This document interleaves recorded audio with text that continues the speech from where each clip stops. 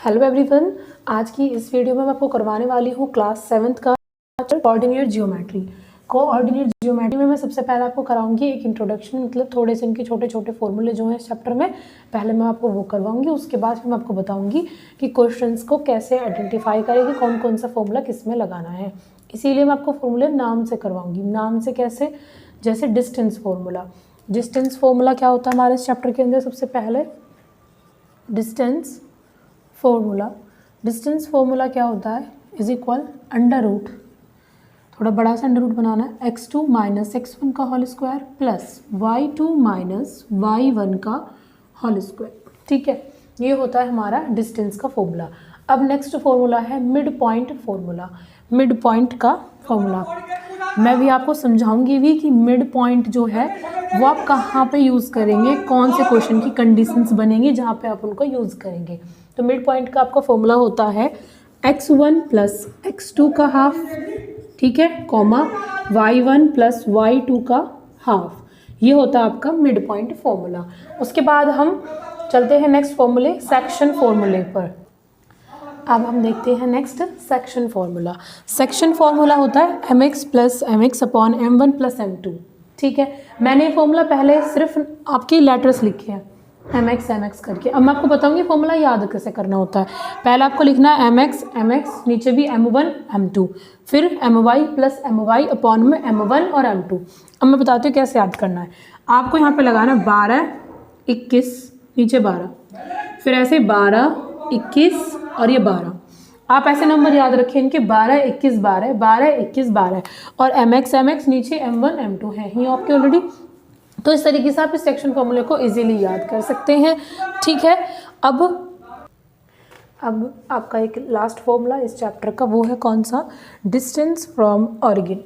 Origin किसे बोलते हैं हम? जैसे हम एक्स एक्सिस और वाई एक्सिस जैसा रैंक हमारी लाइन खींचते हैं, यहाँ पे एक्स एक्सिस और ये वाली होती है हमारी वाई एक्सिस। तो इसमें जो बीच का पॉइंट होता है जहाँ पे दोनों लाइन आपस में इंटरसेक्ट कर रही होती है, इंटरसेक्ट का मतलब दोनों लाइन आपस में जहाँ पे टकराएं, जहाँ पे काटे एक साथ, उसे हम क्या बोलते हैं? ऑरिजिन बोलते हैं। ठीक है, इसका सेंटर, कोई भी शेप है उसमें जो सेंटर होता है उसे हम क्या बोलते हैं? ऑरिजिन बोलते हैं। तो डिस्टेंस फ्रॉम ऑरिजिन का फॉर्मूला है आपका under root X square plus Y square. तो मैंने आपको सबसे पहला फॉर्मूला बताया था डिस्टेंस फॉर्मूला। अब मैं आपको उसका एक एग्जांपल दे देती हूँ कि डिस्टेंस फॉर्मूला कहाँ पर कैसे लगता है। जब मान लीजिए आपको इस तरह से पॉइंट्स दे दिए जाएँ, जैसे पहला पॉइंट हो 0 1 और दूसरा पॉइंट हो 2 और 5। ठीक है, आपसे कहा जाएगा कि बताइए इन दोनों के बीच में कितने का डिस्टेंस है। उसके बाद आप उसमें डिस्टेंस का फॉर्मूला लगा देंगे। ठीक है, डिस्टेंस का फॉर्मूला कैसे लगाएंगे? ये वाला हमारा x1, ये वाला y1, ये वाला x2 और ये वाला y2। इनको इस तरह से लिया जाता है x1 y1 x2 y2। और उसके बाद फिर आप इनको ऐसे के ऐसे फॉर्मूले में रख देंगे, x2 माइनस x1 का whole square plus y2 minus y1 का होल स्क्वायर। अब यहाँ से x2 की जगह क्या है 2, माइनस x1 की जगह क्या है 0 का होल स्क्वायर, प्लस y2 की जगह क्या है 5 और y1 की जगह क्या है 1 का होल स्क्वायर। फिर नेक्स्ट लाइन 2 में से 0 जाए कितना बचेगा हमारा 2, इसका होल स्क्वायर, 5 में से 1 जाएगा 4 का होल स्क्वायर, 2 का स्क्वायर करोगे यानी कि 2 की 2 में करोगे तो 4 और 4 की 4 में करोगे तो 16, 16 और 4 20। एक तो चाहते हैं कि अपना आंसर आप यहीं पर छोड़ दें, एक होता है कि फिर 20 के भी आप फैक्टर निकालें इस तरह से, 2 1 is 2, 2 5 is 10, सॉरी 2 1 is 2, 0 की 0, 2 5 is 10 एंड 5 1 is 5। तो जिसके जोड़े बन जाएं आप उसको बाहर लिख सकते हैं और जिसका जोड़ा ना बने उसको आप अंदर लिख सकते हैं। यहाँ तक भी आप इसका सॉल्यूशन कर सकते हैं।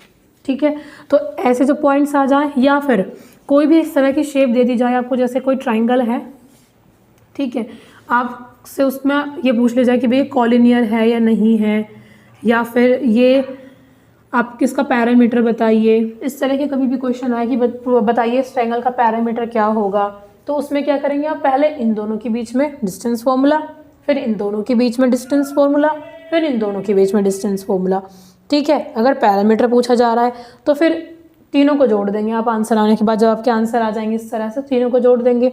और अगर आपसे कहा जा रहा है कि बताइए कि भाई जो दी हुई शेप है वो एक कॉलिनियर है या ट्रायंगल है या स्क्वायर है या नहीं, तो आपको ये चेक करना होता है कि जो आप डिस्टेंस निकाल रहे हैं पॉइंट्स के बीच का वो इक्वल आ रहा है या नहीं आ रहा है। इसी तरह के क्वेश्चंस मैं आपको कराऊंगी अगली वीडियो में। इस वीडियो में मैंने आपको इस चैप्टर के फॉर्मूले बता दिए हैं। आप उन फॉर्मूले को लिख करके याद कीजिए, उनको अच्छे से रिवाइज कीजिए, क्योंकि ये आपके वाइवा में भी हेल्प करेंगे और आपके एग्जाम में क्वेश्चन करते बार भी। इसी तरह के क्वेश्चंस मैं अगली वाली वीडियो में समझाऊंगी आपको कि डिस्टेंस फॉर्मूला से जो भी क्वेश्चन बनते हैं आपके बोर्ड में जितने भी हैं उस टाइप्स के क्वेश्चन मैं आपको बताऊंगी। Thanks for watching. वीडियो को देखने के लिए कोई क्वेरी हो तो कमेंट जरूर करें।